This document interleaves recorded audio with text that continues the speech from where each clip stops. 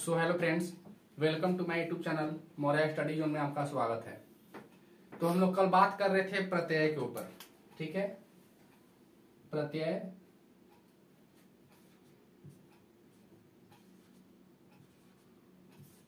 ठीक है, हमने कल बात किया प्रत्यय के ऊपर। प्रत्यय क्या है, प्रत्यय कितने प्रकार के होते हैं, और हम लोग शायद कृत प्रत्यय स्टार्ट किए थे। कृत प्रत्यय, प्रत्यय में हम लोग क्या स्टार्ट किए, पहला कृत प्रत्यय, ठीक है।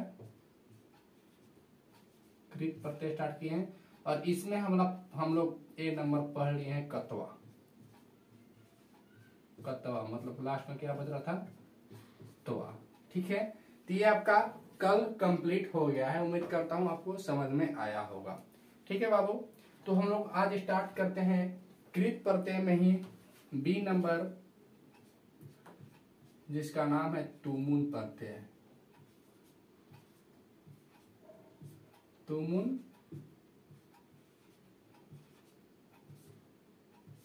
प्रत्यय, ठीक है बाबू, तुमुन प्रत्यय है।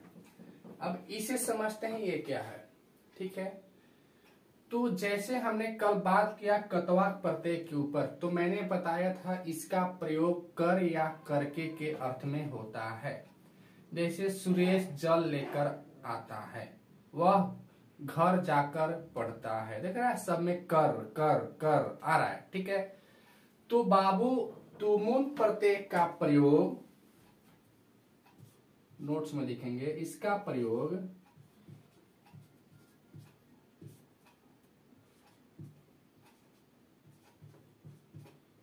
के लिए के अर्थ में होता है।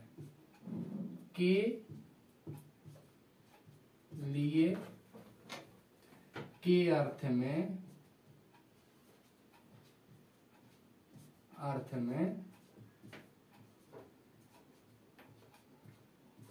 होता है, ठीक है। मैंने क्या लिखा, तुमुन प्रत्यय का प्रयोग के लिए के अर्थ में होता है या करते हैं, ठीक है। अगला नोट्स देखते हैं। अगर आप लोग गाइड से पढ़िएगा या किसी संस्कृत किसी भी आप लोग बुक से पढ़िएगा, तो बाबू आपको कुछ समझ में नहीं आएगा, कुछ भी समझ में नहीं आएगा क्या कौन सा प्रत्यय क्या कर रहा है, ठीक है। आगे हम लोग देखते, मैं जितना आपको दे रहा हूं बस आप लोग इतना दिमाग में कवर कीजिए, और जो जो एग्जाम्पल दे रहा हूं आप लोग उसे समझने की कोशिश कीजिए। मैं आपको विश्वास दिलाता हूं इससे बाहर आपके एग्जाम में पूछेगा नहीं, ठीक है। बस आप लोग थोड़ा पेशेंस बना के पढ़िए।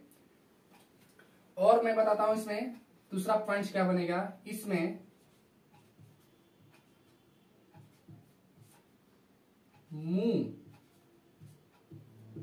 मुंह से स्वर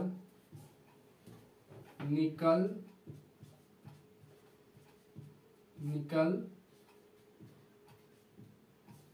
जाता है और न का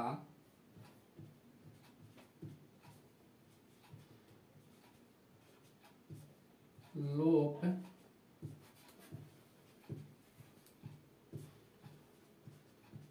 हो जाता है, ठीक है।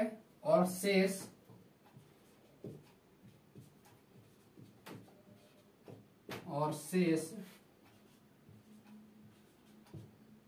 तुम बचता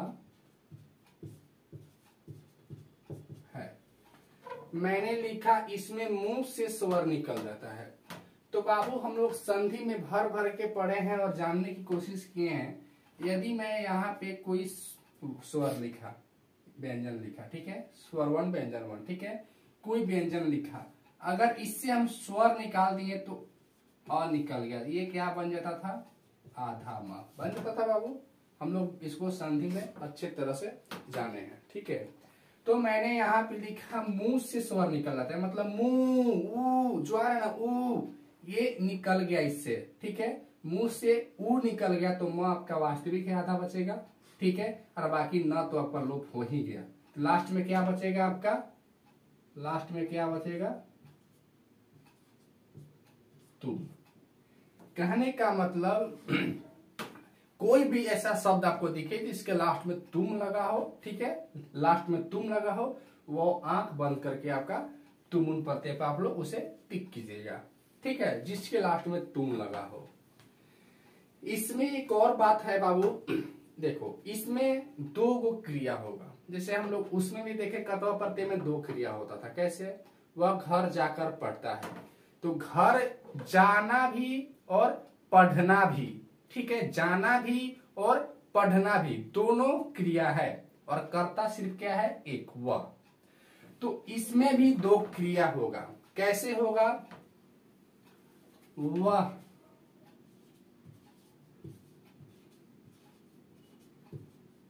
पढ़ने के लिए विद्यालय जाता है। देखिए अब यहाँ पे समझिए कि मैंने लिखा वह पढ़ने के लिए विद्यालय जाता है, तो आपका पढ़ना भी और जाना भी क्या है बाबू, दोनों क्या है, क्रिया है ना, दोनों क्या है, क्रिया है। और कर्ता सिर्फ कौन है, तो कर्ता आप लोग बोलिएगा सर वह है, ठीक है, ये तो समझ में आ रहा है, कर्ता कौन सा है आपका, तो वह है। लेकिन ये क्या हुआ, क्रिया है, ये भी क्रिया है। तो इसमें कॉमन बात क्या रहती है, जो पहली क्रिया है मतलब पढ़ना, इसमें पहली क्रिया कौन है बाबू, पढ़ना, ये आपकी कौन सी क्रिया है, पहली क्रिया, पहली क्रिया। इसमें जो पहली क्रिया होती है दूसरी क्रिया का प्रयोजन होती है। प्रयोजन क्या होता है, बहुत लोगों का डाउट होगा। प्रयोजन का मतलब होता है जिसके लिए कोई काम किया जाए, जिसके लिए कोई काम किया जाए। मैंने बोला हम लोग खेलने के लिए फील्ड में जाते हैं, मतलब मैदान में जाते हैं, तो देखिए किस काम के लिए जा रहे हैं हम लोग, तो खेलने के लिए। मैंने बोला सोनू पढ़ने के लिए विद्यालय जाता है, विद्यालय तो जा रहा है लेकिन किस काम के लिए, पढ़ने के लिए। देख रहे ना, किसी के लिए काम किया जा रहा है, किस काम के लिए, तो पढ़ने के लिए विद्यालय जा रहा है। तो यही आपका प्रयोजन होता है, मतलब जिसके द्वारा मतलब कोई काम मतलब व्यक्ति बता रहा है। वह पढ़ने के लिए विद्यालय जाता है, किस काम के लिए जा रहा है बाबू, तो पढ़ने के लिए विद्यालय जा रहा है, ठीक है। तो पहली जो क्रिया है दूसरी क्रिया का प्रयोजन है, मतलब क्या है, वैल्यूअर है, जिसको हम लोग वैल्यू दे रहे हैं, ठीक है। तो अब हम लोग आगे बढ़ते हैं एग्जाम्पल की तरफ, किसके तरफ, एग्जाम्पल की तरफ। इसमें एग्जाम्पल क्या हो सकता है, ठीक है, तब तक आप लोग इसे नोट्स कीजिए, ठीक है। चलिए अब हम लोग बात करते हैं, फर्स्ट एग्जाम्पल लेते हैं, क्या हो सकता है। फर्स्ट एग्जाम्पल मैंने कल बताया था, कृत प्रत्यय हमेशा धातु के साथ ऐड होगा, बताया था, ठीक है। आप लोग बोलिएगा जी सर बताया था। तो हम लोग पहला एग्जाम्पल लेते हैं, जैसे मैंने लिया गम, क्या है आपका, धातु है, ठीक है, गम का होता है जाना, इसमें मैंने ऐड किया तुमुन प्रत्यय, ठीक है, तुमुन प्रत्यय। अब बताओ बाबू गम प्लस तुमुन क्या बनेगा, तो बहुत बच्चा लोग बोलेगा सर गम तुम, क्या बोलेगा, गम तुम। तो बाबू मैंने कल एक नोट्स लिखवाया था जिसके अंतर्गत मैंने बताया था जिस धातु के अंत में म या न लगा हो तो उसका लोप हो जाता है, ठीक है, बताया था। लेकिन तुमुन प्रत्यय में हमको क्या नोट्स करना है, जिस धातु के अंत में, जिस धातु के अंत में, धातु के अंत में म लगा हो, मतलब आधा म लगा हो, तो उसके स्थान पर, उसके स्थान पर आधा न कर देते हैं, न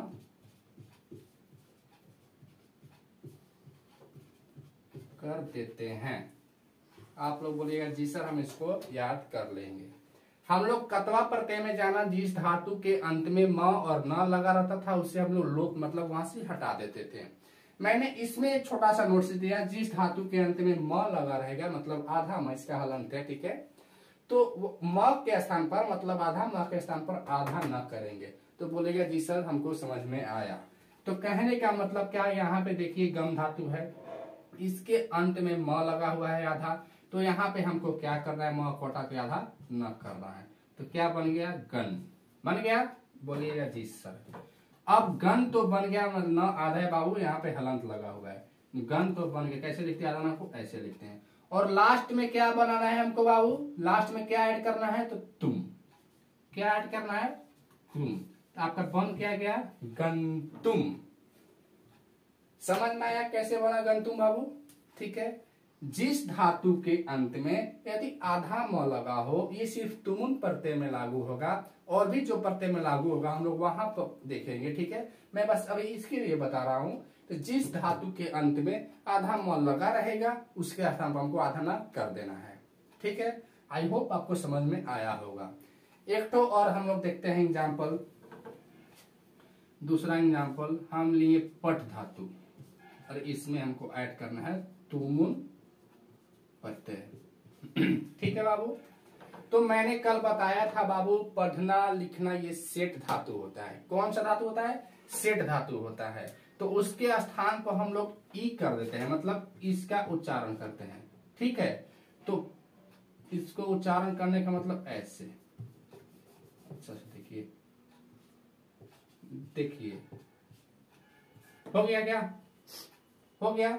ठ आ रहा है, तो अकार को हम इकार अंक में चेंज कर दिए, देख रहे हैं, ई का मतलब ओढ़नी उड़ा दिए इसको। अब ठीक है, यहां तक तो समझ में आया, पठी बन गया। लास्ट में हमको क्या ऐड करना है, तुम ऐड करना है। क्या बन गया बाबू, पठी तुम। क्या बन गया, पठी तुम। कैसे बना, समझ में आया जी सर, बोलिएगा जी सर हमको समझ में आया। एक एग्जाम्पल और देखते हैं, तीसरा एग्जाम्पल, हन। हन का मतलब होता है मारना, हन प्लस तुमुन ऐड करते हैं, तो हन आधा न और तुम लास्ट में ऐड कर देते हैं।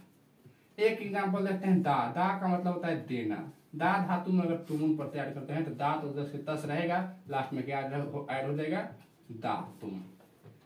आई होप आपको समझ में आया होगा, उम्मीद करता हूं आपको समझ में आया होगा। मैंने एक बेहतरीन तरीके से समझाने की कोशिश की है बाबू। अगर इससे भी आपको समझ में नहीं आएगा तो आप लोग किसी काम के नहीं है, आप लोग पढ़ना छोड़ दीजिए संस्कृत को, ठीक है। आप लोग किसी काम को नहीं है। अगर आप लोग बुक से पढ़िएगा, बुक लेके देख लीजिए, अगर ऐसा बताया होगा तो आपको कमेंट में कीजिएगा, ठीक है। तो नहीं सर आपसे अच्छा बताया गया है, ठीक है। बस मैं आपको विश्वास दिलाता हूं, मैं जितना दे रहा हूं आप लोग बस उसे कंप्लीट कीजिए, इससे ज्यादा आपके एग्जाम में कुछ नहीं पूछेगा, ठीक है।